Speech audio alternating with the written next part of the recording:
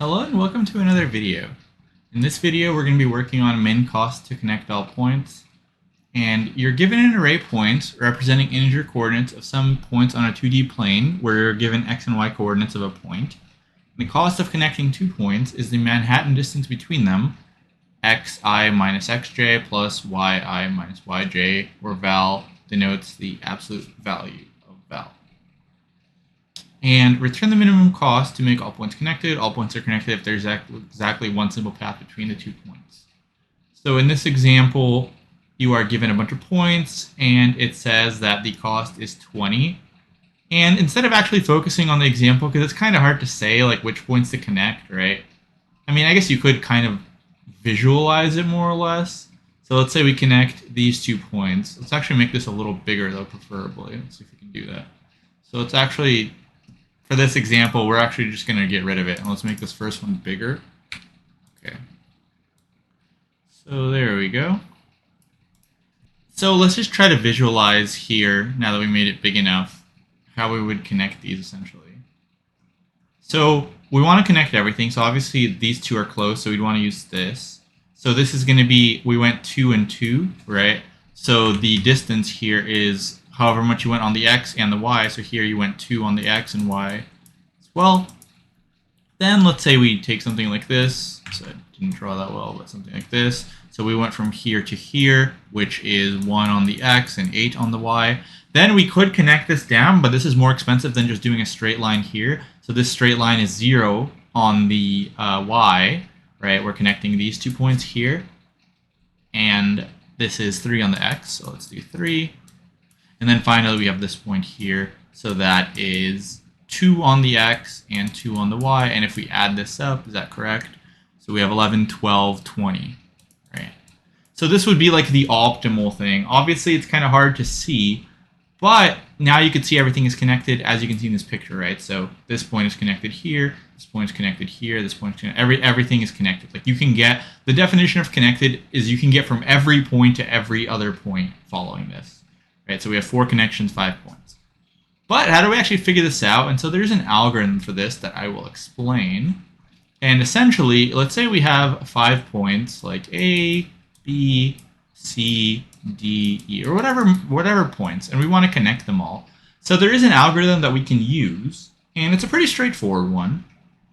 So what we want to do first is we want to actually figure out the distances between every point to every other point. So instead of connecting like this, we would literally have to make a distance from every single point. So it would be like from here, here, here, this distance here, this distance here, this distance here, this one here, right? Literally every single one, this one over here, and so on. We'd have to get every single one.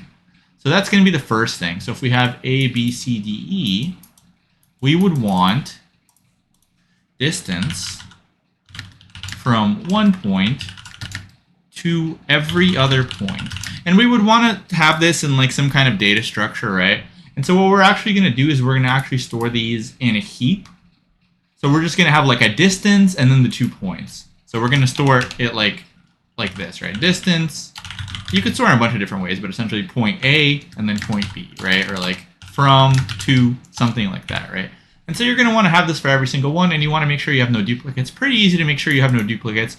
The way you do that is you just say like, okay, from point A, let's go to every other point. So from point A, we'll go to all these, get these distances. Then from point B, let's go to every point after B, right? From C, go to D and E, and so on, right? So that's pretty straightforward. You get all the combinations with no duplicates. So then essentially you're going to have a heap of all your points that are like this. You're going to have a bunch of these points, and these are distances from every point to every other point. And then the algorithm to connect everything is you're going to use 2 things. And I will briefly talk about it, but I'm not going to explain the whole thing here. So we're going to want to use union find, which is a known graph algorithm, which essentially tells you a few things. So with union find, what it does is it can tell you if 2 points are connected already. So let's just say what we're going to use. So it can tell you are connected already, or it can connect the points. This is all we need for like our use case here. This is like the simplified explanation. It can tell you if 2 points are connected, and it can connect them as well. And it connects them by just simply making a path from that point to the point. You don't need to know like exactly how it works. I am going to link a description for it. So there's just some boilerplate code that you need to know that's in, there's like a LeetCode data structure called union find, and you can look into that. And usually I either write it myself or just copy it in because I know I need to use it. And I would recommend you understand it enough to know the basic functions, the find. So I can briefly talk about those. So it has 3 functions or 2. It has the find function, which finds the parent of a node. It has the union function, which connects 2 nodes. And then you can have a function called isConnected just to tell you if points are connected, or you don't need that. That's optional.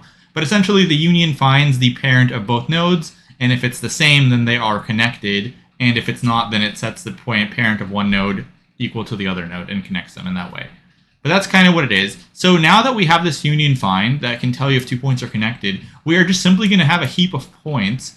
And the way to optimally connect any set of points or any kind of one of these questions where you have a bunch of points, you have a bunch of nodes, you have a bunch of edges, and you want to connect every single node using like the minimum cost, right? Whatever that is. There's different ways to connect. Sometimes it'll give you like a node length or an edge length from a point to a point, but whatever it is, it's a pretty straightforward algorithm to do this. So what you do is you have these distances, and I'm going to write out the algorithm here, and then we'll talk about it.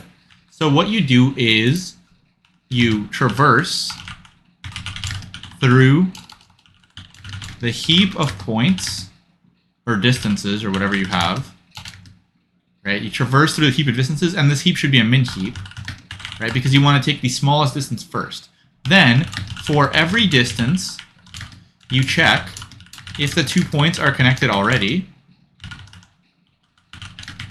And how would you do that? Well, that's pretty straightforward, right? So to check if any 2 points are connected already, we have this union find. So we can just put these 2 points in the union find. It will tell us either they are connected or it will connect them. So if they aren't connected, this edge has to be in it's called the minimal spanning tree, essentially. And what that means is like the minimal connection of all the edges to make all the points connected. So it's like the cheapest cost. Like if you make all these points up here and you actually connect them like we did earlier, not this one, but when you make the points when they're all connected, you know, just like the minimal amount of edges, the minimal spanning tree will be like the cheapest cost of all of these edges, essentially. You're going to use, like if you add up all the distances, it'll give you the smallest distance. So it's kind of like, it'll give you this minimum distance to connect all points. It's called the minimum spanning tree. And that's the algorithm for it. So if they aren't connected, this edge has to be in the minimum spanning tree. So what we can do, so we can connect the points and add the distance to our result. And if they are connected, we simply skip this edge, right? Because this would be an unnecessary edge. Like the points are already connected, so the edge is just redundant, right? So like let's say we have this connection here, and like we hit some edge like this edge over here. Well, we wouldn't want this edge because these 2 points are already connected. So it's kind of the same thing. You're going through your edges, and essentially you're just being greedy. You're saying, what's the smallest distance edge? Does that edge actually connect anything, or are those points already connected? And then finally, so you can break early, or you can break when you get rid of the whole heap, but we can just say you can break early when you use n-1 edges, because in a minimal spanning tree, if you have n nodes, right, like let's just say you have some nodes. We have node here, node here, node here, whatever it is. So to connect everything, if there's 4, you would need 3 edges, right? Obviously, there's different ways to do it, but you're always going to need 1 more than, or 1 less than the number of nodes. So once you've used n-1 edges, you can just break early, or you can traverse through the heap, and then your heap will just never add anything because everything will already be connected. And then finally, you return your result. So let's go through it one more time. So first, you need to actually get all of the edges, right? You need to get all of the edges and the nodes that they connect, put them into a min heap, so you can sort them. You're essentially sorting them by like the smallest to biggest edge.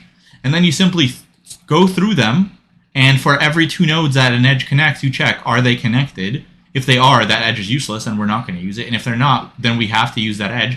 We don't necessarily have to, but that edge is guaranteed to be in the minimal spanning tree. I guess it's really not I guess it's really not guaranteed to be in the minimum spanning tree, but if you use it, you are guaranteed to get a minimal spanning tree. So there is another problem I did with like that has multiple spanning trees, but the way we do this will give us one of the minimum spanning trees. There might be a few different ones, but we're guaranteed to get one of them by doing it this way. So this will always give you an optimal solution, but there might be a few different ones that are just equal in when you connect all the edges.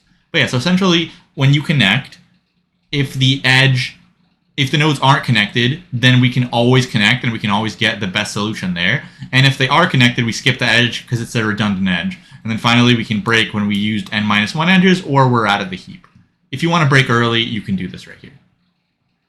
Okay, and that's pretty much going to be it. So now let's actually look at the code. And I actually have the code written up earlier because I don't want to have to code a union find. But I would recommend that you know this. Like if I had to code this, I could code it, but I'm just not like a big fan of doing it. So I would recommend, and I'll briefly go over how it works. So essentially in a union find class, you have a roots array and a ranks array. And the roots just means like what's the parent node of each node. And the ranks is how many nodes are like in the path containing this node essentially. And so for the find, it gives you the parent of the node. And you're basically saying like, if the parent of the node is itself, then let's return the node. Otherwise, let's recurse up until we actually get the main parent. So if the parent of the node is something else, we'll just keep recursing up and keep recursing up. And this essentially makes it the union. It's called, I think, union find by like path compression or something. It's like a more efficient union find. I definitely haven't used it in a little while, so I'm a little rusty on it. But yeah, so I would recommend to actually, be able to code this if you had to in an interview, because obviously you're not going to be able to just copy paste it in. Okay, and then a union is also pretty straightforward. So you get the parents of two nodes. If they are the same, then they are already connected, so we can just return false. Otherwise, we just check to see which path is shorter, and we want to essentially connect the shorter path to the longer one, because that won't extend the longer one. So if we have like, a path with some nodes that's like length 5 and a path with some nodes that's length 4, you can draw that in the picture to illustrate it better. So let's say we have some nodes like this, or just this, and we are trying to connect, let's say we have something like this. So once you have this, you can either add this node to be one of the children of this node, which means the longest path here is still 5, right? It's still this. I know it's like a little bad of a picture, so it would look more like this, actually.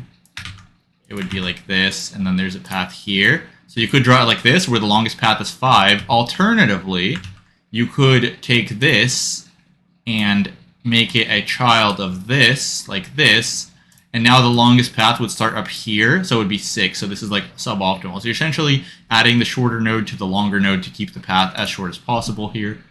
And then finally, so like I said, you have a distances array. You want to loop through every single set of points, but you don't want to include duplicates. And so the way you do that is you just have an I through all the points, and then you have a j from I plus 1 on, so then you don't have any duplicates. You get this absolute value, right? So that's just the Manhattan distance. And then you store the 2 points. Then you heapify it. And then you make a union find. You make a result and an edges. And the edges is to keep track so we can break early, right? And so while our heap is active, we get our distance, our left and our right. If we have a union, that means we made a new union.